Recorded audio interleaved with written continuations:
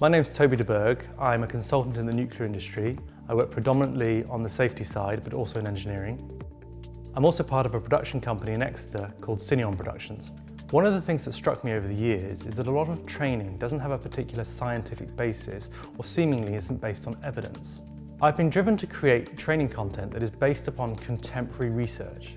I approached the university as I was interested in the human performance research they were undertaking and whether or not this could be incorporated into training programs.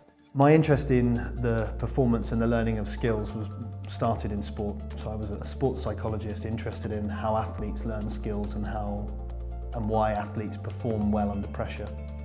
And that's translated now into other high-risk and safety-critical industries like aviation and medicine and the nuclear industry, where once again people need to learn skills and then perform them in high-risk situations, life or death situations.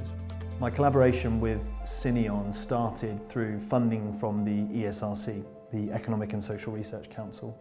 And we initially got funding to start a collaboration between the research group at the University of Exeter and Cineon Productions. And we ran a seminar in which we invited individuals from lots of different high-risk industries to come along and to experience the tools that we were creating to use for simulation training. We formalised our relationship with the university and the collaboration is going forward as a limited company called Cineon Training.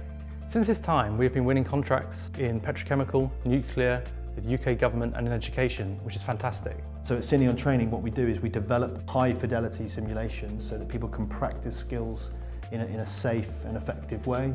There's a real need in the world of performance psychology to develop better simulation training, to develop new techniques for actually monitoring how trainees are doing. So we use things like eye tracking technology, we measure cardiovascular variables that actually tell us how well the trainee is performing and give us an indication as to whether that trainee needs different training or more training or better training. Some examples of work we've undertaken recently include working with a hazard identification training company, digitising a physical training simulation mock-up that they have and creating a virtual head-mounted training tool from it that is entirely portable. We've also done some work with the nuclear industry, creating a virtual reality training tool of a piece of equipment that doesn't exist yet. This enables operators to explore and become familiar with the equipment's use, identify any potential operability and ergonomic issues, and essentially become suitably qualified and experienced in its operation prior to it being installed. The projects that we've run so far have been really successful and we've worked with a lot of interesting customers and we're really hopeful that we can develop simulations that are going to make a difference in those industries and help to train people to be better at what they do.